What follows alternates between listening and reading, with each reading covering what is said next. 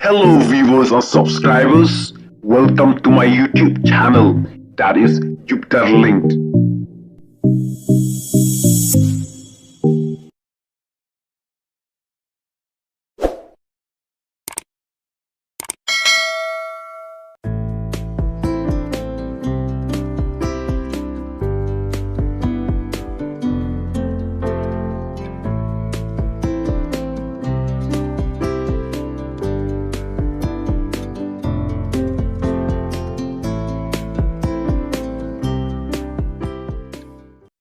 Namar baya fetu ukun bat kawe ka kenthei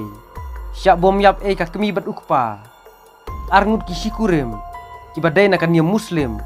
kila syak bom yap dah ki narot bad dah ki ding kabalaji hasitapur jong ka jela Uttar Pradesh kini ki sijur balatip kerteng dau Abbas bat ka Kamrul Nisha kila syak bom yap haki breu ki baya sak marjan bat ki pulit kila yathu baka jing syak penyap jong kini ki sijur hasitapur kalong namar baka don ka jinga dai samla ukun jong kini ki lanot bat ka kun jong kini ki nong penyap breu laingut ki baladon peti hakane ka kam penyap breu kila syak kiam no haki pulit kila ong baka jing thuet kadang ya chaprang ban yo kiam saya ki arngut ki baladon peti lang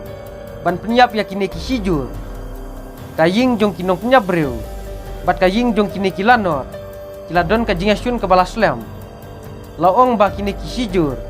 ki balasyak penyap kidai na kaniam muslim kat ba kini ki riu trang senampat kidai na kaniam Hindu ki pulit kelaong ba ukun jong Abbas ulaya petu bat ka kena samla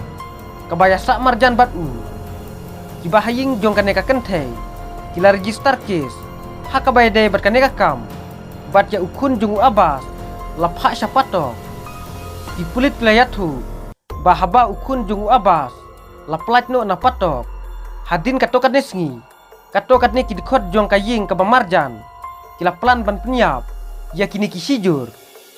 आज शाम के समय थाना हरगांव के अंतर्गत ग्राम राजेपुर से सूचना पुलिस को प्राप्त हुई कि दो पक्षों में झगड़ा हुआ है जिसमें 2 लोगों की मृत्यु हुई है। पुलिस के द्वारा मौके पर पहुंचकर जब मौका मुआयना किया गया तो इसमें पाया गया कि 2 व्यक्ति जिनका नाम अब्बास और कमरुल निशा हैं, ये दोनों आपस में पति पत्नी हैं और इनकी उम्र लगभग 50 वर्ष है।